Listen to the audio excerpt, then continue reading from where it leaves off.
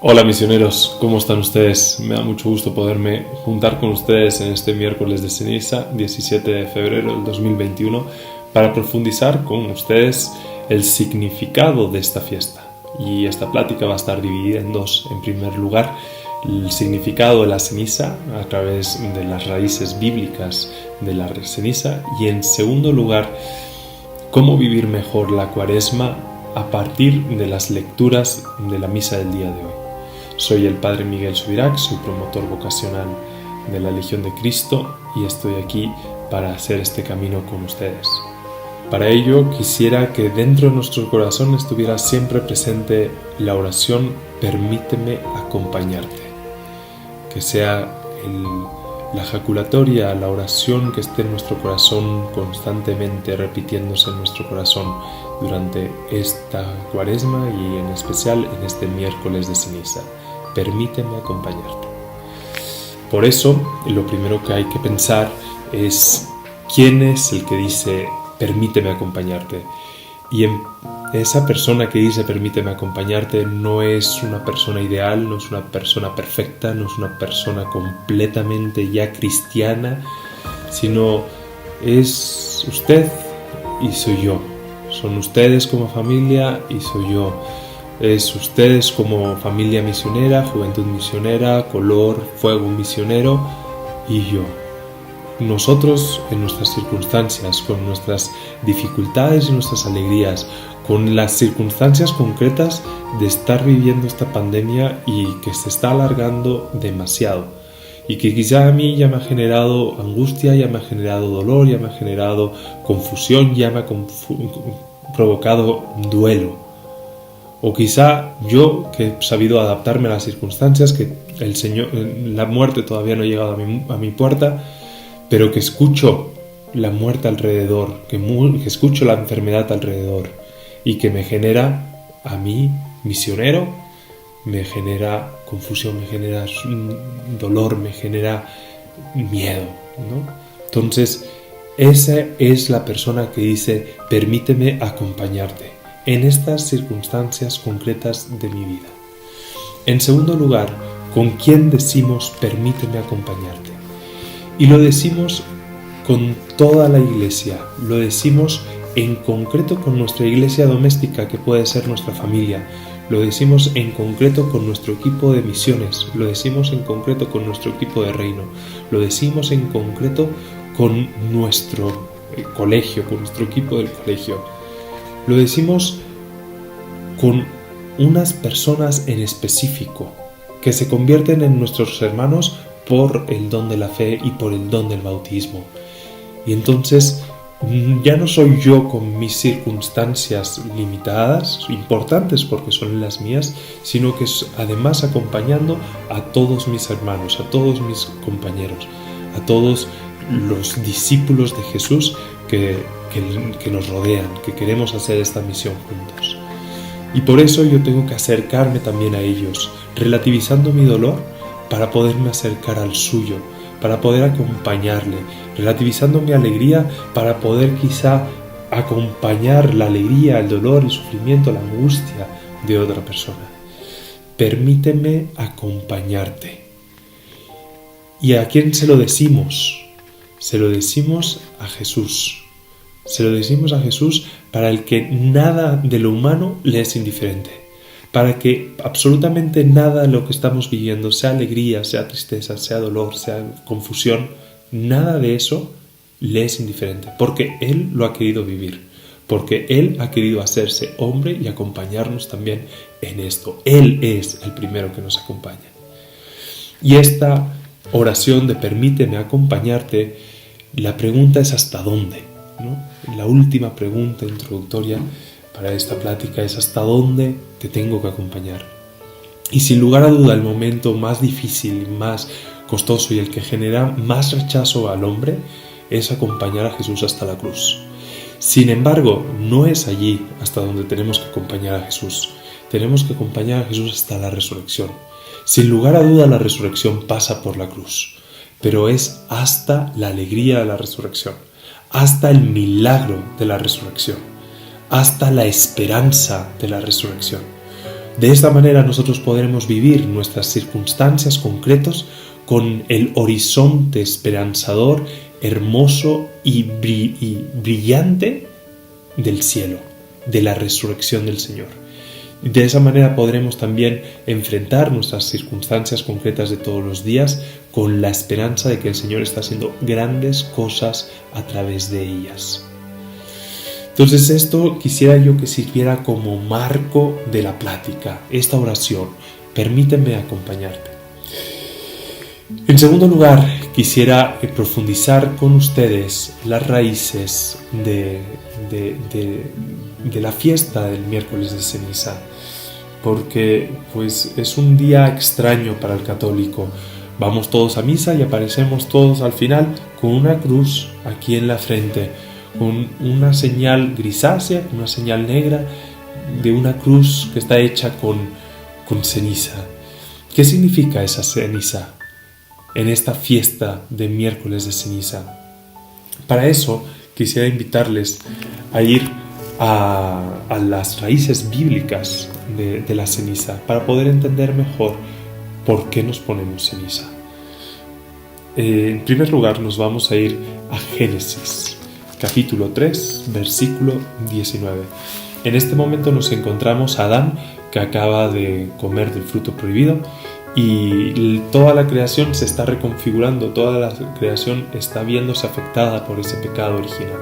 Entonces, no solamente la relación de Adán con Dios se ve tocada, se ve transformada, sino toda la creación se ve afectada por el pecado original. Y también la propia vida de Adán ya no va a ser inmortal, sino que se va a ser mortal. Y por eso Dios le dice: comerás el pan con el sudor de tu rostro, hasta que vuelvas al suelo, pues de él fuiste tomado, porque eres polvo y al polvo tornarás. Esta es una de las rúbricas del sacerdote cuando te pone la ceniza en la frente. Puede decirte: eres polvo y al polvo tornarás, o puede decirte también: conviértete y cree en el Evangelio. Y esta rúbrica tomada de Génesis capítulo 3, versículo 19, porque eres polvo y al polvo tornarás, nos recuerda que a través del símbolo de la ceniza nos recuerda que somos mortales. Nos trae la realidad de que somos mortales, de que vamos a morir, de que no somos inmortales, de que todas las cosas de esta preciosa vida pasan. En segundo lugar, quisiera ir para ver el significado de la ceniza, quisiera ir a Job, al último capítulo de Job, que se encuentra en el capítulo 42 y el versículo 6. Ustedes saben la historia de Job. Es un hombre muy bendecido, es un hombre que está con una vida muy fructífera, con muchísimas tierras, con muchísimos familiares, con muchísimos descendientes, con muchísimo ganado, y esa es la imagen perfecta de la bendición de Dios para el pueblo judío. Sin embargo, el demonio quiere ponerlo a prueba a Job y hace un diálogo con el Señor y le dice: vamos a ver si Job es realmente quien dice ser, un hombre bendecido. Y entonces comienza a arrebatarle las tierras, comienza a arrebatarle el ganado y hasta comienza a destruir su casa y sus descendientes. Y entonces Job comienza un diálogo muy largo durante muchísimos capítulos con el Señor para intentar entender qué es lo que está sucediendo. Entonces comienza a culpabilizar a Dios, comienza a culpabilizar a sí mismo, comienza a despotricar del Señor, ¿no? Y al final se da cuenta de que la magnificencia del Señor, que la grandeza del Señor es tan grande que nosotros no podemos entender lo que está sucediendo. Y entonces se arrepiente de su pecado, de haberle estado tirando al Señor, de haberle estado echándole en cara al Señor, ¿no? Y dice así: por eso me retracto y me arrepiento, echado en el polvo y la ceniza. En este momento, Job está utilizando la ceniza ya no como un elemento de mortalidad, sino como un elemento de arrepentimiento de su propio pecado. Ha estado reclamando al Señor, ha estado pidiéndole cuentas al Señor, cuando sabe que todo es bendición suya, también el mal. pues, la típica frase de Job es: tú me lo diste, tú me lo quitas. Bendito seas, Señor, por lo que me das, ¿no? Entonces, la segunda señal de la ceniza es precisamente ese arrepentimiento del propio pecado, ¿no? Y en tercer lugar, yo quisiera invitarles a ir a Esther, al libro de Esther, esta historia fascinante de una reina judía que está casada con un rey pagano. Y este rey pagano, por indicación o por sugerencia o por recomendación de su jefe de gobierno, quiere aniquilar a todo el pueblo judío porque consideran que está generando muchas dificultades en el reino de Persia. Y entonces la reina Esther comienza a hacer una oración particular para salvar al pueblo de Jerusalén, al pueblo de Israel, del exterminio. Y dice: por su parte, la reina Esther se refugió en el Señor, presa de mortal angustia. Despojándose de sus magníficos vestidos, se vistió de angustia y duelo, y en vez de exquisitos perfumes, echó sobre su cabeza ceniza y estiércol, humilló su cuerpo hasta el extremo, encubrió con sus desordenados cabellos la gozosa belleza de su cuerpo y suplicó al Señor. En este momento, la ceniza aparece como un símbolo de intercesión por los demás. Entonces, la reina Esther comienza a hacer oración al Señor, se cubre de ceniza para interceder por su pueblo, para que el rey se arrepienta y no ejecute la orden de exterminar al pueblo de Israel, que es el pueblo escogido. Después hay un diálogo muy bonito, muy valioso, de la reina Esther diciendo: ¿cómo puede ser que el pueblo que tú escogiste se vea ahora exterminado y acabado por un rey pagano, ¿no? Pero ella se pone ceniza, se cubre de ceniza para pedir la acción del Señor ante este eventual exterminio del pueblo de Israel. Entonces, por una parte, vemos en Adán, en esa frase: polvo eres, al polvo te volverás, la mortalidad. En segundo lugar, vemos en Job el arrepentimiento del propio pecado. Y en tercer lugar, vemos en Esther la necesidad de interceder por los demás. Entonces, este miércoles de ceniza pareciera como si fuera la puerta a la Cuaresma, ¿no? Y esta puerta está hecha por un marco que es de ceniza. Y esta ceniza tiene ese significado de mortalidad, de arrepentimiento del propio pecado y de intercesión por los demás. Incluso si vamos a Mateo 11:21, vemos cómo Jesús reconoce la práctica de la ceniza, ¿no? Dice así en Mateo 11:21: «Ay de ti, Corazín, ay de ti, Betsaida, porque si en Tiro y en Sidón se hubiera hecho los milagros que se han hecho en ustedes, hace tiempo que se habrían convertido cubiertos de sayal y sentados en ceniza». Y allí vemos cómo Jesús también reconoce la práctica del pueblo judío de la ceniza, de cubrirse de ceniza como arrepentimiento del propio pecado, ¿no? Cuando la Iglesia enseña esta tradición de la imposición de la ceniza en miércoles de ceniza, está valorando el antiguo valor, el antiguo símbolo bíblico de la ceniza. Lo está valorando y está invitando a todos los cristianos a vivirlo de igual manera, para recordar nuestra mortalidad, para arrepentirnos de nuestros pecados y para interceder por todos nuestros hermanos cristianos. Por eso es el miércoles de ceniza. Este miércoles de ceniza es una puerta que se nos abre para comenzar el tiempo de Cuaresma, que es un tiempo de oración, de ayuno y de limosna. Y ustedes saben que hay un evangelio que dice Jesús que pues cuando hagas limosna, que no se te note; cuando hagas oración, tampoco se te note; y cuando hagas limosna, no lo vayas cantando, y que tu mano derecha no sepa lo que hace tu mano izquierda.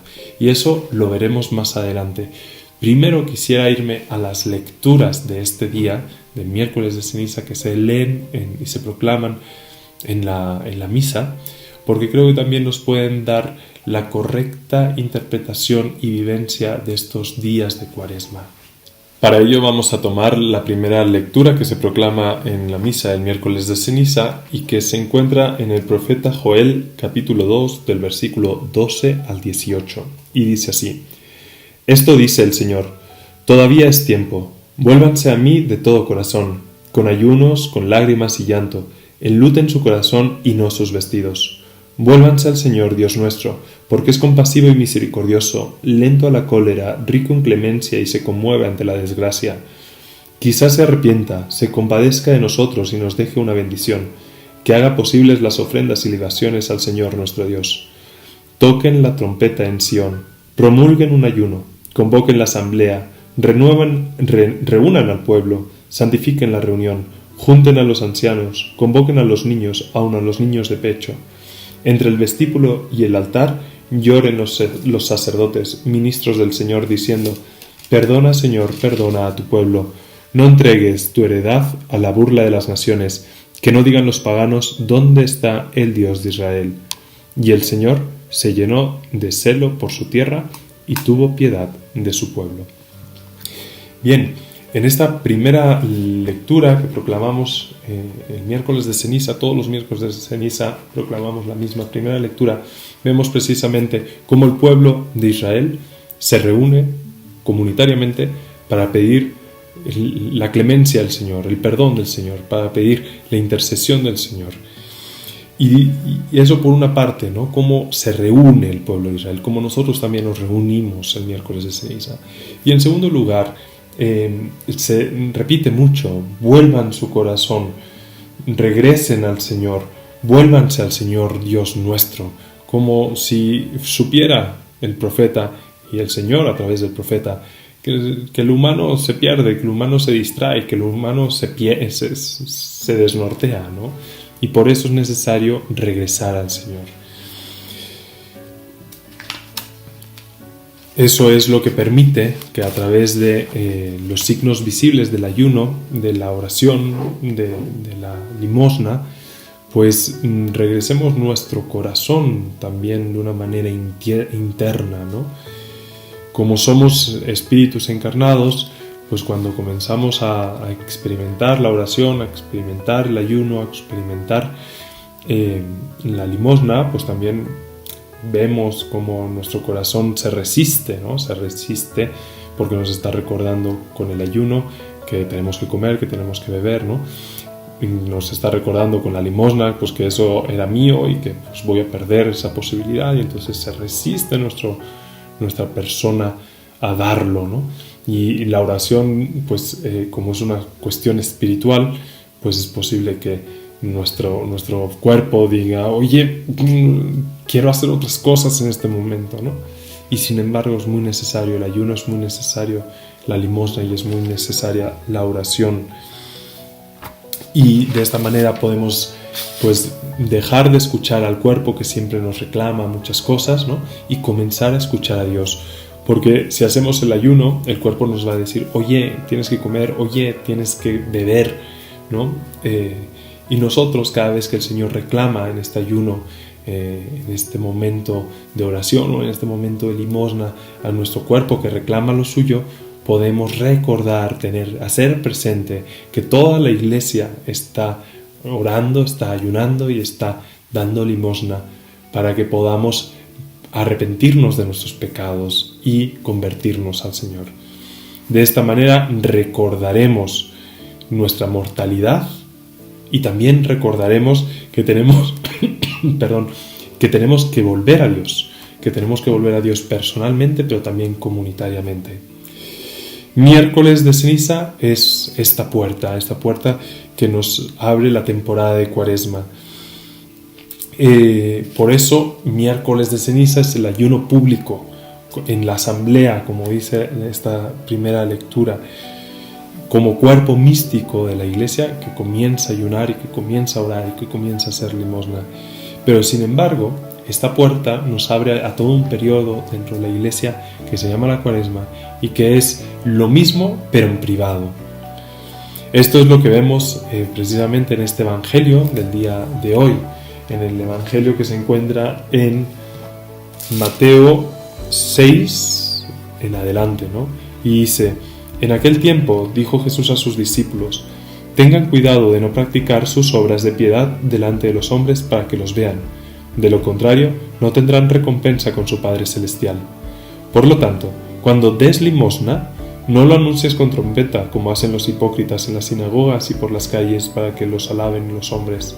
Yo les aseguro que ya recibieron su recompensa.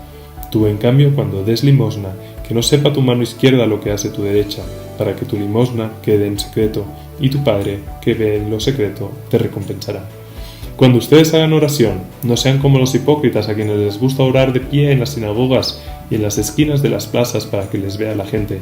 Yo les aseguro que ya recibieron su recompensa. Tú, en cambio, cuando vayas a orar, entra en tu cuarto, cierra la puerta y ora ante tu Padre que está allí en lo secreto, y tu Padre que ve en lo secreto te recompensará. Cuando ustedes ayunen, no pongan cara triste como esos hipócritas que descuidan la apariencia de su rostro para que la gente note que están ayunando. Yo les aseguro que ya recibieron su recompensa.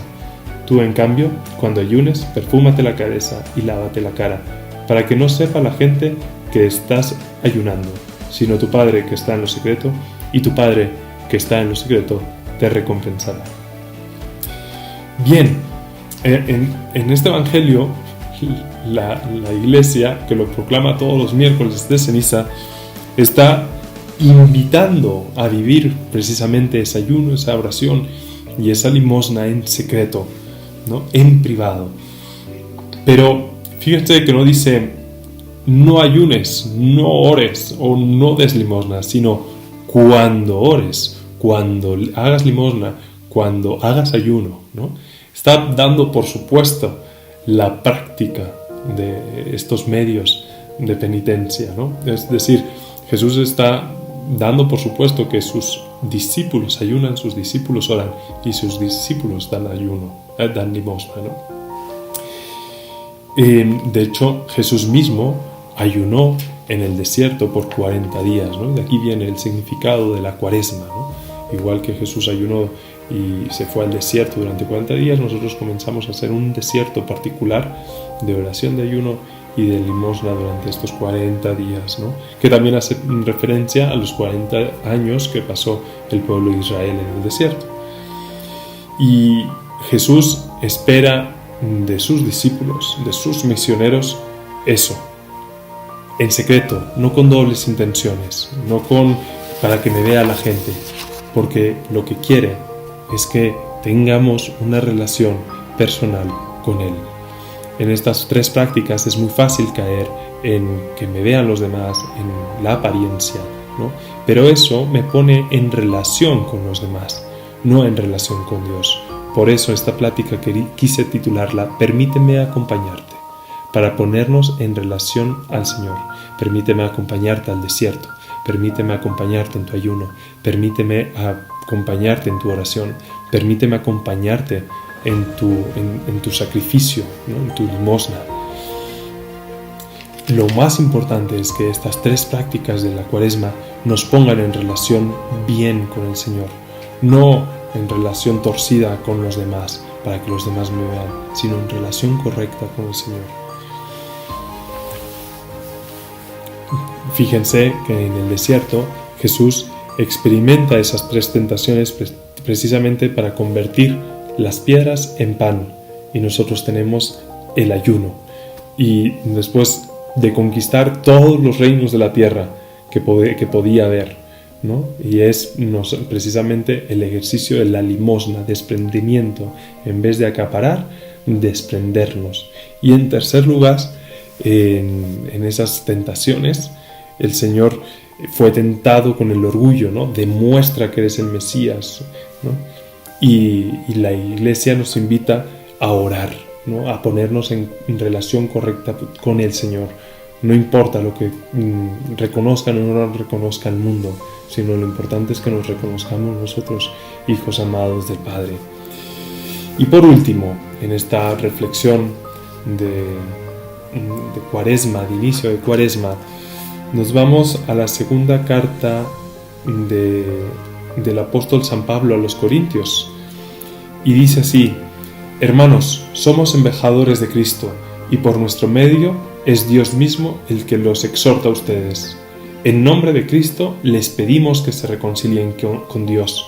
Al que nunca cometió pecado, Dios lo hizo pecado por nosotros, para que, unidos a Él, recibamos la salvación de Dios y nos volvamos justos y santos. Como colaboradores que somos de Dios, los exhortamos a no echar su gracia en saco roto, porque el Señor dice: en el tiempo favorable te escuché y en el día de la salvación te socorrí. Pues bien, ahora es el tiempo favorable, ahora es el día de la salvación. Hemos visto en la primera lectura cómo el pueblo de Israel se reunía para pedir la clemencia del Señor. En segundo lugar, hemos visto en el Evangelio cómo el Señor nos invita a tener una recta relación con Él, sin ningún tipo de ambigüedad, sin ningún tipo de dobles intenciones en las prácticas de la cuaresma, del ayuno, de la oración y de la penitencia o limosna. Y ahora, en esta carta del apóstol San Pablo, vemos cómo es necesario convertirnos ahora. No hay que esperar tiempo para convertirnos. Es el momento de salvación ahora, aquí y ahora.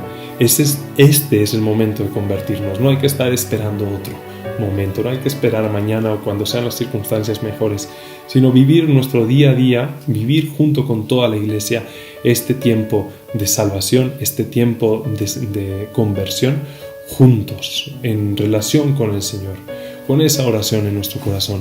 Señor, permíteme acompañarte estos 40 días en el desierto. Permíteme acompañarte también en la tentación. Permíteme, Señor, acompañarte en la cruz. Permíteme, Señor, resucitar contigo. Ojalá estas ideas les pueda ayudar para poder vivir bien, vivir a fondo el tiempo de Cuaresma, en este inicio, en esta puerta en la que nos encontramos del miércoles de ceniza, y podamos llegar todos en la Pascua a la resurrección del Señor. Por adelantado cuentan con mi oración para que estemos donde estemos y sigamos o seamos misioneros con la modalidad que seamos, ustedes se encuentren con el Señor en esa continua joculatoria, en esa continua oración de su corazón. Señor, permíteme acompañarte.